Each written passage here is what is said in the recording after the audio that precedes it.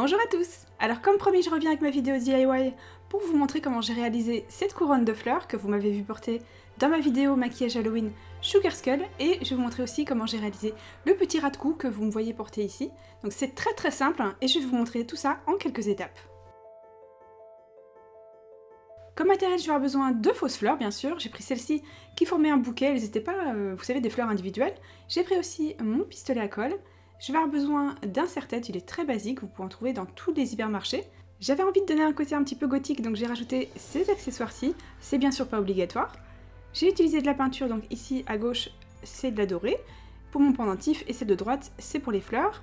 J'ai pris aussi une petite pince, parce que pour couper les fleurs, étant donné que la tige est en métal, c'est très pratique. Vous avez à chaque fois des tiges métalliques qui sont, selon les fausses fleurs que vous trouvez, plus ou moins dures à couper. Donc les miennes étaient vraiment dures à couper. Coupez le nombre de fleurs dont vous aurez besoin. Alors évidemment, ça dépendra aussi de la taille des fleurs. Plus elles seront petites, plus vous en ferez. Moi, j'ai décidé d'en mettre 5. Donc la première, je l'ai centrée. Et ce qui est important à ce moment-là, c'est de bien regarder l'orientation des fleurs au moment où vous aurez le serre-tête sur votre tête. Donc moi, je les ai fait un petit peu orientées vers l'avant. Elles ne sont pas vers le haut, comme j'avais pu le faire l'année dernière dans mon autre tutoriel. Et cette fois-ci, donc j'ai voulu une au milieu, deux autour de la première, et ensuite deux petites. Vous verrez que la taille n'est pas tout à fait la même. Une fois que la colle a séché, je pose le serre-tête sur le bureau. Ensuite, je rajoute de la colle pour être sûr vraiment qu'il y en ait au-dessus et en dessous. Moi, je les colle par symétrie, donc à chaque fois, j'en colle une d'un côté et ensuite une de l'autre, et à chaque fois, elles ont la même taille. Et vous pouvez voir qu'ici, les deux qui sont le plus à l'extérieur sont vraiment beaucoup plus petites que les autres. Et du coup, ça fera un petit peu plus joli sur la tête.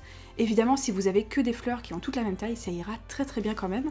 Voici le résultat. Une fois que tout avait bien séché, je suis passée à l'extérieur. J'ai posé donc la couronne au-dessus d'un carton, parce que quand même, il va en avoir un petit peu partout de la peinture.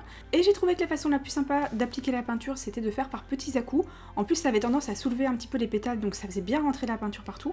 Et je trouvais que c'était vraiment beaucoup plus efficace comme ça. J'ai pris mon petit pendentif et j'ai choisi de changer un petit peu la couleur, parce que le côté un petit peu argent vieilli, moi je préférais que ce soit doré parce que je trouvais que ça irait mieux évidemment avec mon make-up. Alors c'est évidemment selon les goûts de chacun. J'ai mis une première couche, ensuite je suis passée une deuxième fois. Voilà ce que ça donne une fois que c'est sec. J'ai rajouté ce petit détail parce que je voulais lui donner un petit côté mignon. Et en plus ça allait cacher l'espèce de rond, vous savez, pour attacher la chaîne pour faire un collier.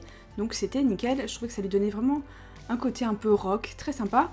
Une fois que c'était sec, je l'ai posé dans la fleur du milieu.